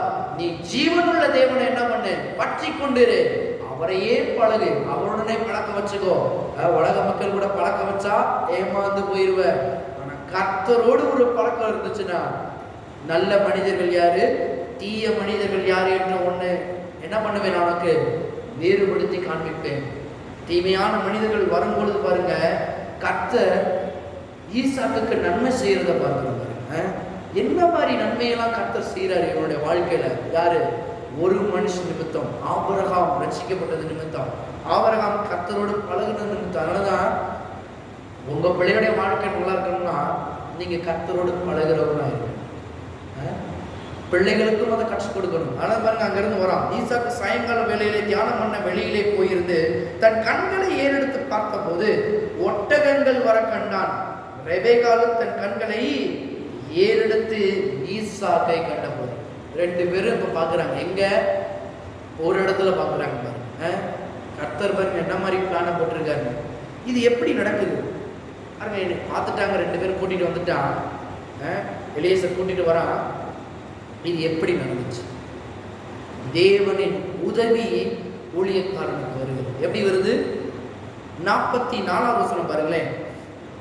அவன் சொல்றான், நீ குடி என்றும் உன் ஒட்டகங்களுக்கு முண்டு வார்ப்பேன் என்றும் சொல்லும் பெண்ணே, கர்த்தர் என் எஜமானுடைய குமாரனுக்கு நியமித்த ஸ்ரீயே ஆக வேண்டும் என்றேன். அவன் ஜெபம் பண்றான் பாருங்க. நான் இதை என் இருதயத்தில் சொல்லி முடிக்கும் முன்னே இதோ அப்படின்னா பிகோல்ட், கர்த்தர்ட்ட ஜெபம் பண்ணும் பொழுதே பதில் வெளிப்படுகிறது. இதோ என்றால் பிகோல்ட். ரெபேக்கா தன் குடத்தை தோள் மேல் வைத்துக் கொண்டு புறப்பட்டு வந்து துறவில் இறங்கி போய் தண்ணீர் மூண்டாள். அப்பொழுது நான் எனக்கு குடிக்க தர வேண்டும் என்றேன். அவள் சீக்கிரமாய் தன் தோள் மேல் இருந்த குடத்தை இறக்கி, குடியும், உம்முடைய ஒட்டகங்களுக்கும் வார்ப்பேன் என்றால். நான் குடித்தேன், ஒட்டகங்களுக்கும் வார்த்தாள். அப்பொழுது நீ யாருடைய மகள்? பாருங்க, அப்படியே கேட்கிறான், அப்படியே போகுது. அதில் 48 வசனம் பாருங்களேன். 47 வாசிக்கலாம். நீ யாருடைய மகள் என்று அவளை கேட்டான். அதற்கு அவள், நான் மில்காள், நாகூருக்கு பெற்ற குமாரனாகிய பெத்துவேலின் மகள் என்றாள். அப்பொழுது அவளுக்கு காதணியையும் அவள் கைகளிலே கடகங்களையும் போட்டு தலை குனிந்து கர்த்தரை பணிந்து கொண்டு, நான் என் எஜமானுடைய சகோதரன், குமாரத்தியை அவர் குமாரனுக்கு கொல்ல என்னை நேர்வழியாய் நடத்தி வந்த என் எஜமானாகிய ஆபிரகாமின் தேவனாய் இருக்கிற கர்த்தரை ஸ்தோத்தரித்தேன். பாருங்க, எல்லா இடத்துலையும் இந்த ஸ்தோத்திரம் ரொம்ப முக்கியம். ஸ்தோத்திரத்தோடு கூடிய ஜெபம் என்னைக்குமே வேல்யூ அதிகம் பாருங்க. அதனால் ஸ்தோத்திரத்தோடு கூடிய ஜெபம் என்னைக்கு ரொம்ப முக்கியம். திருமணத்தில் ஸ்தோத்திரம் பண்ணணும், வேலை ஸ்தலங்களில் ஸ்தோத்திரம் எடுக்கணும். பாருங்க, ஸ்தோத்திரம் என்பது மிக முக்கியமான ஒரு காரியம். ஒரு காரியம் வேணும் அப்படின்னா பாருங்க, தொடங்குறதுக்கு முன்பாவே கர்த்தாவே உமக்கு ஸ்தோத்திரம், நீ நல்லபடியாக முடித்து கொடுப்பதற்காக உமக்கு ஸ்தோத்திரம். ஸ்தோத்திரத்தை சொல்லி பாருங்க, அந்த நாளை தேவன் பல மடங்கு அந்த நாளில் ஆசீர்வாதத்தை கொடுக்கறத பார்க்கிறோம். இப்ப கர்த்தர் செய்யறது என்ன? 48 வசனம், கர்த்தரை பணிந்து கொண்டு. கர்த்தரை எவன் ஒருவன் சார்ந்திருக்கிறானோ எல்லா ரீதியிலும் அவனுக்கு என்ன ஆகுறது? வேலை சுலபமாய் மாறுகிறது. எதனால இத்தனை ஆசீர்வாதங்களும் இவனுக்கு வந்தது? நல்லா கவனிக்க. எதனால இத்தனை ஆசீர்வாதமும்? பிள்ளைய பிள்ளை கொடுக்குறாரு, ஆசீர்வாதம் இல்லை ஆசீர்வாதத்தை கொடுக்குறாரு. பிள்ளைக்கு வரன் தேடுனாங்க, வரனை கரெக்டாக கொண்டு வந்து கொடுக்குறாரு. இத்தனை ஆசீர்வாதம் இவனுக்கு எப்படி வந்துச்சு? திருப்பதி ஆதியாகமம் 26 அதிகாரம் 4-5 கர்த்தரே இங்க சொல்லுகிறத பார்க்கிறோம். ஆபிரகாம் என் சொல்லுக்கு கீழ்ப்படிந்து, நல்லா கவனிங்க, என் சொல்லுக்கு கீழ்ப்படிந்து என் விதிகளையும் என் கற்பனைகளையும் என் நியமங்களையும் என் பிரமாணங்களையும் கை கொண்டபடியால், 5 நான் உன் சந்ததியை வானத்தின் நட்சத்திரங்களைப் போல பெருக பண்ணி உன் சந்ததிக்கு இந்த தேசங்கள் யாவையும் தருவேன். உன் சந்ததிக்குள் பூமியில் உள்ள சகல ஜாதிகளும் ஆசீர்வதிக்கப்படும் வேண்டும். என்ன மாதிரி வார்த்தை பாருங்க. இந்த தேசத்திலே வாசம். ஆபிரகாம் என் சொல்லுக்கு கீழ்ப்படிந்து. நீங்க சொல்லுக்கு கீழ்ப்படுகிறவங்களா நீங்க இருக்கிறீங்களா? கர்த்தருடைய வார்த்தையை நேசிக்கிற ஜனங்களா இருக்கிறீங்களா? அவரோட கர்த்தருடைய வார்த்தையை பழகிற ஜனங்களா இருக்கிறீங்களா? நேரம் வார்த்தையை யோசிக்கிற ஜனங்களா இருக்கிறீங்களா? பாருங்க, எவ்வளவு வேலை இருந்தாலும் தேவனுடைய வார்த்தையை யோசிச்சு கொண்டே இருக்கணும். எந்த நேரம் வந்தாலும் சரி, எந்த வேலை வந்தாலும் சரி. பயப்படும் சூழ்நிலை வரும்பொழுது பாருங்க, கர்த்தருடைய வார்த்தையை தான் நினைக்கணும். பாருங்க, அவர் செய்த நன்மையை நினைச்சு பார்த்துக்கிட்டே இருக்கணும். பைபிள் அப்படி என்ன, யாருக்கு என்ன செய்திருக்கிறான்னு நினைச்சு பார்க்கணும். பாருங்க, பிள்ளை இல்லாதவங்களும் பிள்ளைய தேவன் எப்படி ஆபிரகாமுக்கு கொடுத்தாரு, ஈசாக்கு கொடுத்தாரு, யாக்கோபுக்கு கொடுத்தாரு. புதிய ஏற்பாடுல வாசிக்கலாம். பாருங்க, எப்படி இவர்களுக்கெல்லாம் பிள்ளையை கொடுக்குறாரு யோசிச்சு பார்க்கணும். தேவனால் கூடாத காரியம் ஒன்றுமே கிடையாது. ஐஸ்வர்யம் இல்லைன்றது ஐஸ்வர்யத்தை நினைச்சு பார்க்கணும். ஒண்ணுமே இல்லாத நினைச்சு பூமி தாங்காத அளவுக்கு ஆசீர்வாதத்தை கொடுத்தது மாத்திரமல்ல, எல்லாவற்றையும் அவனுக்கு செய்கிறவராய் இருக்கிறார். அப்ப நான் சொல்லுகிறேன், உங்க குடும்பத்திற்கும் உங்க பிள்ளைகளுக்கும் ஆசீர்வாதத்தை தருவது, பிள்ளையுடைய வாழ்க்கையை செழிப்படைய வைப்பது, பிள்ளைகளுக்கு பிள்ளைகளை கொடுப்பது, அவர்கள் பிள்ளைகள் ஆசீர்வதிக்கப்படுவதை நீங்கள் பார்ப்பது அதிக நிச்சயம். இதெல்லாம் விசுவாசிக்கணும். அவன் விசுவாசித்தான், நம்பிக்கையோட இருந்தான், உறுதியா இருந்தான். ஒருவேளை நீங்க நினைக்கலாம், என் பிள்ளை என்ன பண்ண போது அடுத்தது? கர்த்தர் சொல்றாரு, அது உன் பிள்ளை இல்ல, என் பிள்ளை. அவனை என்கிட்ட விடு, அவளை என்கிட்ட விடு. கர்த்தருடைய கரம் என்ன பண்ண அவர்களை வழி நடத்தி செல்லும். அதான் பாருங்க, ஒரு நல்ல தகப்பனா தாயா நம்மளை என்ன பண்ணணும்? அவர்களுக்கு அநேக நேரங்கள்ல கர்த்தரோடு பழகிறது என்ன பண்ணணும்? தீவிரப்படுத்த வேண்டும். கர்த்தருக்கு நேரா நம்மளை வழியை காமிக்கணும். என்னைக்குமே பாருங்க, நான் இருக்கேன்ப்பா, நான் இருக்கிற வரைக்கும் உன்னைய பார்த்துக்குருவாங்க. பாருங்க, பழைய காலத்துல நிறைய இந்த வார்த்தை கேட்டிருக்கோம். நான் இருக்கிற வரைக்கும் சாமி உன்னைய பார்த்துட்டு இதுக்கடுத்து யாரு பார்க்க போறாங்களோ, இது உலக மக்கள் பேசுற வழக்கம் பாருங்க. ஆனா கர்த்தருடைய பிள்ளைகள், கர்த்தரை நேசிக்கிற ஜனங்கள், உறுதியா அவரை பிடிக்கிறவங்க சொல்லணும், எனக்கடுத்து என்ன காத்த தேவன் அடுத்த உன்னையும் காக்கிற வல்லவராய் இருக்கிறார். அவருடைய வார்த்தைக்கு கீழ்ப்படிந்து நான் நன்றா இருந்தேன். அடுத்த நீயும் அவருடைய வார்த்தைக்கு கீழ்ப்படிந்து எல்லா விதமான ஆசீர்வாதங்களையும் உன்மேல் வந்து உனக்கு பலிக்க செய்ய அவர் நல்லவரும் வல்லவருமாய் இருக்கிறார். பாருங்க, அப்படி வார்த்தையை சொல்லிக் கொடுக்கணும். கர்த்தர் என்ன ஆசீர்வாதம் சொல்றாரு, உன் அப்பா எனக்கு கீழ்ப்படிஞ்சனால அவனுக்கு ஆசீர்வாதத்தை தந்தேன், இப்ப நீ கீழ்ப்படுகிறதுனால உனக்கு என்ன பண்ற, இந்த ஆசீர்வாதத்தை தருவேன்னு ஈசாக்குக்கு வாக்கு கொடுக்குறாரு. பாருங்க என்ன மாதிரி கர்த்தர் சொல்லி வாக்கு பாருங்க. அப்ப கர்த்தரோடு பழகும் போது ஆசீர்வாதம் என்பது சுலபமான காரியம், வெறும் கடிசலம் கிடையாது. வார்த்தையில தியானம் பாருங்க, வார்த்தையை பிடித்துக் கொள்ளுங்க, ஞானத்தோடு செயல்படுத்திக்கணும். இந்த உலகத்துல எப்படி ஞானத்தோடு பண்றது, எப்படி பணம், எப்படி போன தடவை நான் சொன்னேன் பணத்தை எப்படி ஹேண்டில் பண்றதுன்னு சொல்லி கற்றுக் கொடுத்த பாருங்க. பணத்தை முன்னாடி எப்படி பண்ணணும், அதுக்கு பிளான் பண்ணணும். முதல்ல தசம பாகத்தை கர்த்தருக்கு கொடுத்துட்டு ரெண்டாவது என்ன பண்ணணும், அதுக்குரிய முன் நடவடிக்கைகள் எடுக்க வேண்டும். என்னென்னலாம் இந்த நேரங்களில் நம்ம இந்த செலவு பண்ண போறோம், இவ்வளவு செலவை நம்ம பண்ண போறோம் அப்படின்னு எழுதி வைக்கணும் பாருங்க. அது மூணாவது என்னது, என்ன செலவை பண்ணியிருக்குன்னு அதுக்கு அடுத்து எழுதணும். பண்ண போறதை முதல் பிளான் பண்ணணும். பண்ணி முடிச்சதுக்கு அப்புறம் அதை வார்த்தையிலிருந்து எடுத்து காண்பித்தேன் போன தடவை. பண்ணி முடிச்சதை எப்படி பண்ணணும். நான்காவதாக இதையெல்லாம் என்ன பண்ண வேண்டும், திருத்தி கர்த்தர்ட்ட உதவி கேட்க வேண்டும். தேவையில்லாத செலவுகள், தேவையில்லாத பாருங்க காரியங்கள் வரும்போது கர்த்தர்ட்ட கேட்கணும், ஆண்டவரே இதை எனக்கு இந்த பணத்தை பெருக்குவதற்கு எனக்கு என்ன பண்ணும், உதவி செய்யும் என்ற காரியங்களை நாம் கேட்க வேண்டும். போன தடவை எடுத்தோம் பாருங்க, கேட்காதவங்க அது யூடியூப்ல அவைலபிளா இருக்குது, கேளுங்க. ரொம்ப ரொம்ப ஒரு முக்கியமான ஒண்ணு. இந்த உலகத்துல ஆசீர்வதிக்கப்படுவதற்கு ஞானவானாய் செயல்படுவதற்கு 5 காரியங்கள் என்ற தலைப்பின் கீழே பேசி இருந்தோம் பாருங்க. இப்ப ஆபிரகாம் எல்லாவற்றுக்கும் கீழ்ப்படினால ஆசீர்வாதத்துக்கு சொந்தக்காரனா மாறிட்டான். இப்ப சொல்லுக்கு கீழ்ப்படிதல்னால ஊழியக்காரர்கள் சொல்லும் பொழுது கீழ்ப்படியணும். ஊழியக்காரர்கள் சொல்லும் போது என்ன பண்ணணும், கீழ்ப்படியணும். அந்த வார்த்தைக்கு மரியாதை கொடுக்க வேண்டும். அப்படி கேட்காமல் போகும் பொழுதுதான் லோத்தினுடைய விளைவு என்னது, பயங்கரமா இருக்குது. ஆபிரகாம் பாருங்க ஒரு ஊழியக்காரன் மாதிரி, கர்த்தருடைய ஊழியக்காரன் மாதிரி. இன்னைக்கு எப்படி பாருங்க கர்த்தருடைய ஊழியக்காரங்க நாங்க எப்படி இருக்கணும். அன்னைக்கு ஆபிரகாம் பாருங்க கர்த்தருடைய ஊழியக்காரனா இருந்தா, லோத்துவ வேணான்னு சொன்னான், ஆனா பயங்கரமான தேசத்துக்கு நேரம் போடுறான் பாருங்க. ஒரு ஆபிரகாம் ஒரு அறிவுரையே கேட்கல, இதை பண்ணலாமா பண்ணக்கூடாதான்னு கேட்கல பாருங்க. ஆபிரகாம் கேட்காம இவை மட்டும் பாருங்க பச்சை பசையா இருக்கிற தேசத்தை நோக்கி போறான். நான் வாசி காண்பித்தல முதைய சோதமுக்கு நேராக போய் கூட போட்டான். அது கர்த்தருக்கு அருவருப்பான ஜனங்கள். இப்ப என்ன நடக்குதுன்னு பாருங்க.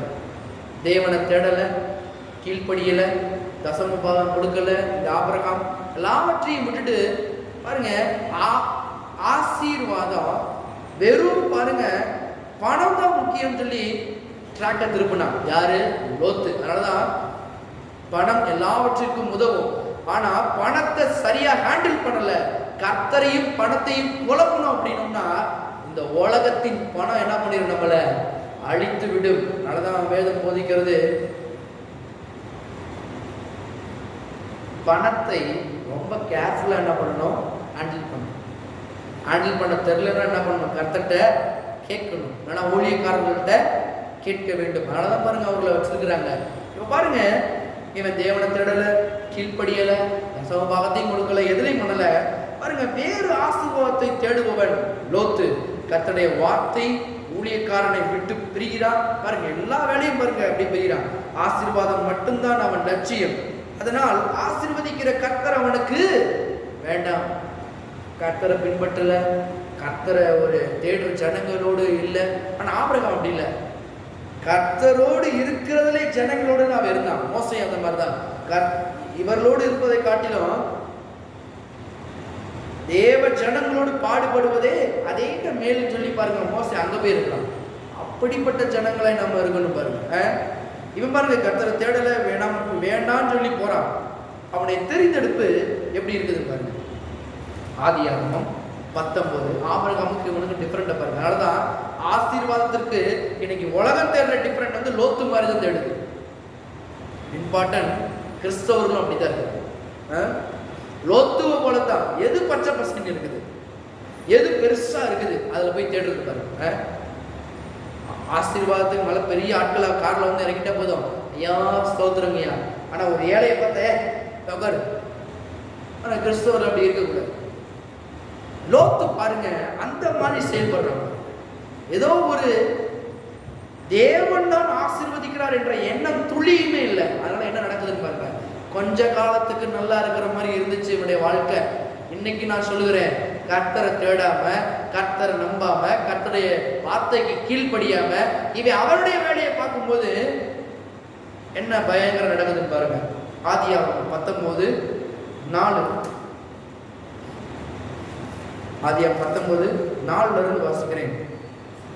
அவர்கள் படுக்கும் முன்னே சோதம் பட்டணத்து மனிதராகிய வாலிபர் முதல் கிழவர் மட்டும் உள்ள ஜனங்கள் அனைவரும் நானா திசைகளிலும் இருந்து வந்து வீட்டை சூழ்ந்து கொண்டு லோத்தை கூப்பிட்டு, இந்த ராத்திரி உன்னிடத்தில் வந்த மனுஷர் எங்கே? நாங்கள் அவர்களை அறியும்படிக்கு அவர்களை எங்களிடத்தில் வெளியே கொண்டு வரோம் என்றார்கள். அப்பொழுது லோத்து வாசலுக்கு வெளியே வந்து தனக்கு பின்னாலே கதவை பூட்டி அவர்களிடத்தில் போய், சகோதரரே, இந்த அக்கிரமம் செய்ய வேண்டாம். இதோ புருஷரை அறியாத 2 குமாரத்திகள் எனக்கு உண்டு. அவர்களை உன்னிடத்திற்கு வெளியே கொண்டு வருகிறேன். அவர்களுக்கு உங்கள் இஷ்டப்படி செய்யுங்கள்.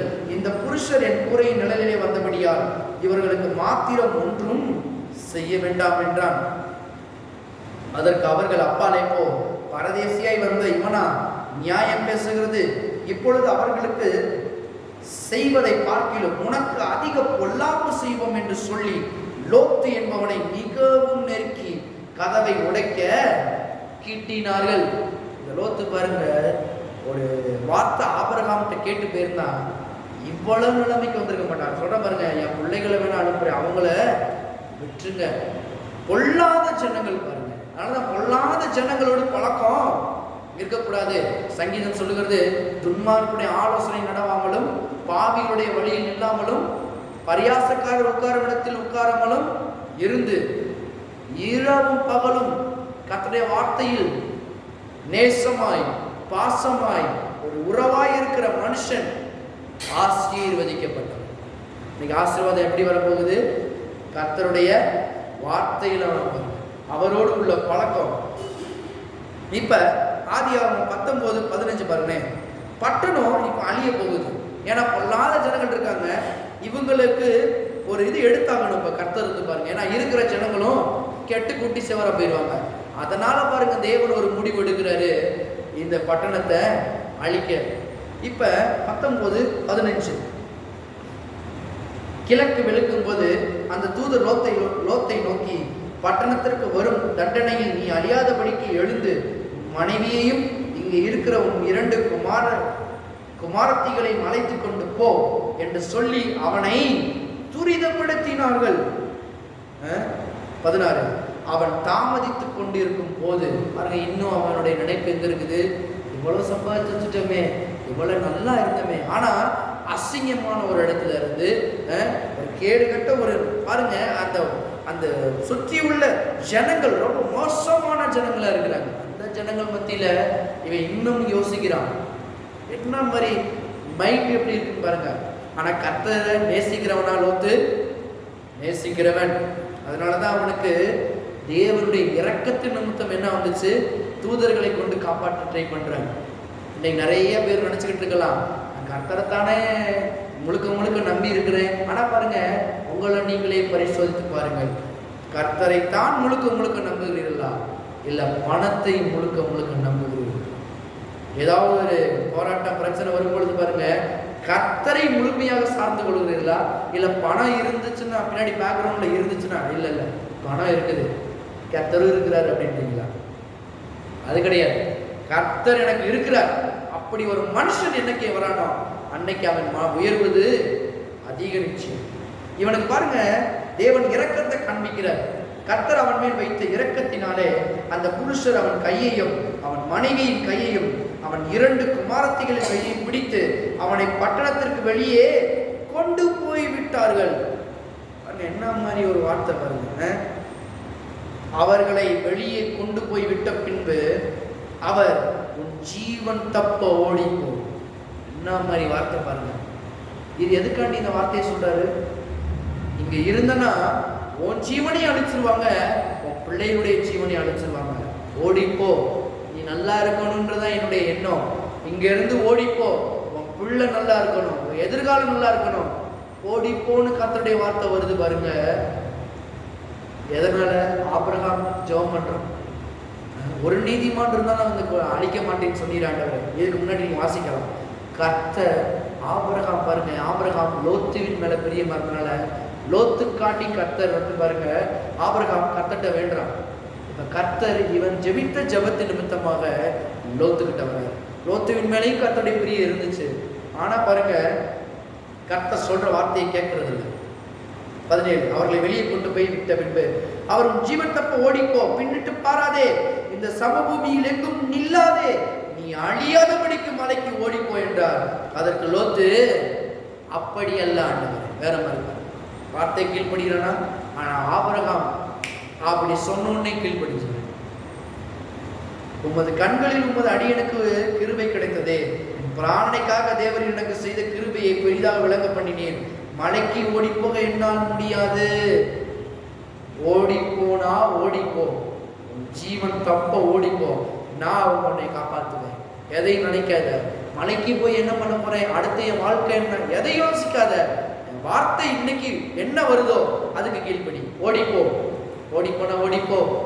ஆனா அவன் நினைக்கிற பாருங்க, என்ன பண்ண போறேன், உமது அடியனுக்கு கிருபை கிடைத்ததே, பிராணனை காக்க தேவன் எனக்கு செய்த கிருபையை பெரிதாக விளங்க பண்ணினீர். மலைக்கு ஓடிப்போக என்னால் முடியாது, தீங்கு என்னை தொடரும், நான் மரித்து போவேன். அவன் வேறு விதமாகவே யோசிக்கிறான், கீழ்ப்படியவும் மாட்டுகிறான். அவனுடைய யோசனை வேற விதமா இருக்குது. கரெக்டாக சொன்னா சரியா இருக்குமா, இந்த நேரத்தில் எப்படி இதை பண்ணா கரெக்டா இருக்குமா, கீழ்ப்படியும் மாட்டிக்கிறான், மாத்தி மாத்தி யோசிக்கிறான். என்ன நடக்குது? 19:21 பாருங்களேன். அதற்கு அவர், நீ கேட்டுக்கொண்ட ஊரை நான் கவிழ்த்தப்படாதபடிக்கு இந்த விஷயத்தில் உனக்கு அனுக்கிரகம் பண்ணினேன். 25 பாருங்களேன். அந்த பட்டணங்களையும் அந்த சமபூமி அனைத்தையும் அந்த பட்டணங்களில் எல்லா குடிகளையும் பூமியின் பயிரையும் அழித்து போட்டார்.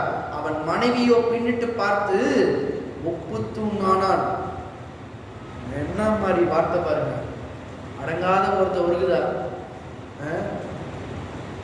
திரும்பி பார்க்கிறா, உப்பு தூணாங்க. கர்த்தர் சொன்னார், பின்னிட்டு பாராத, ஜீவன் தப்போடு. ஏன்னா கர்த்தருடைய வார்த்தை வந்துச்சுன்னா அப்படியே கீழ்ப்படிஞ்சோம்னா ஆசீர்வாதம் என்பது சுலபமான காரியம். அதனாலதான் கர்த்தருடனே பழகுங்க. அவர் என்ன சொல்றாரோ அதுக்கு கீழ்ப்படிங்க. கொஞ்ச நாள் பாருங்க கடிசா இருக்கலாம், சில காரியங்கள் செய்ய இந்த மாம்சம் வந்து பாருங்க எதிர்ப்பு தெரிவிக்கலாம். ஆனா அதுக்கு கீழ்ப்படுத்தி நீங்க செய்யும் போது கர்த்தர் நல்லவராய் இருந்து எல்லாவற்றையும் என்ன பண்ணுவார், உங்களுக்கு நேர்த்தியாய் பண்ணி காப்பார். ஆனா அந்த லோத்து பாருங்க, பிள்ளைகளை கூட்டிட்டு போறான், மனைவி உப்புத்துனா மாறிட்டா. நீங்க வாச பாத்தீங்கன்னா ரொம்ப ஒரு அவலட்சணமான காரியம் நடக்குது. இனிமேல் நாங்க யாரை போய் கல்யாணம் பண்ணி குழந்தை பக்கம் போறோம்னு சொல்லிட்டு பாருங்க, மகள்களே என்ன பண்றாங்க, அப்பாவோடய என்ன பண்றாங்க, சைடிக்கிறாங்க. ரொம்ப ஒரு அவருடைய வாழ்க்கை தாறுமாறா போய் பிள்ளையுடைய வாழ்க்கையும் தாறுமாறா போயிடுச்சு. ஏன்? கர்த்தரோடு உறவு இல்லை. கர்த்தரோடு உள்ள அந்த ஒரு உறவு இல்லைனால பாருங்க, லோத்து எல்லாவற்றையும் இழந்தான், ஆபிரகாம் எல்லாவற்றையும் பெற்றுக்கொண்டான். 2 பேருக்கு என்ன வித்தியாசம்? உறவு ரொம்ப முக்கியம். அவருடனே பழகி சமாதானமாயிரும், அதனால் உமக்கு ஆசீர்வாதம் நன்மை உண்டாகும்.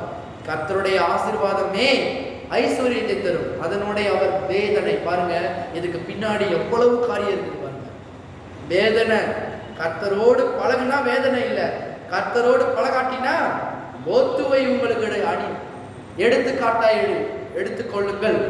கர்த்தரோடு உள்ள தொடர்பு, பழகுதல், கீழ்ப்படிதல், ஊழியக்காரர்களுக்கு கீழ்ப்படிதல் நன்மையை மாத்திரம் கொண்டு வரும். எத்தனை பேர் கீழ்ப்படிய போறீங்க? கீழ்ப்படிதல் நல்ல நிலைமையை பாருங்க கொண்டு வரும். இல்லைன்னா லோத்துவை போலத்தான். புதிய ஏற்பாட்டிலும் வாழும் நமக்கு எவ்வளவு பெரிய ஆசீர்வாதங்களை தேவன் இன்னைக்கு சம்பாதிச்சு வச்சிருக்காரு தெரியுமா? கலாத்தியர் 3:14-16 மரத்தில் தூக்கப்பட்ட எவனும் சபிக்கப்பட்டவன் என்று எழுதியிருக்கிறபடி கிறிஸ்து நமக்காக சாபமாயி நியாயப்பிரமாணத்தின் சாபங்களுக்கு நம்மை நீங்களாக்கி மீட்டுக் கொண்டார். ஆபிரகாமுடைய ஆசீர்வாதங்கள் வரும்படியாக இப்படி ஆயிற்று. இன்னைக்கு ஆபிரகாமுடைய ஆசீர்வாதத்தையும் இயேசு கிறிஸ்து என்னும் ஒருவராலே இன்னைக்கு நம்முடைய வாழ்க்கையில நடக்க தேவன் திட்டமிட்டிருக்கிறார். இன்னைக்கு ஆசீர்வாதத்துக்கு என்ன பண்ண போறோமோ நினைச்சுக்கிட்டு இருக்கிறீங்களா? நான் சொல்றேன், கிறிஸ்து இயேசுவுக்குள் எல்லா நன்மைகளையும் எபேசியர் 1:3 படி கெட் ரெடி. ஆபிரகாமை போல இன்னைக்கு ஆசீர்வாதமாக வாழும்படி தேவன் கிறிஸ்துவுக்குள் எல்லாவற்றையும் வைத்து வைத்திருக்கிறார்.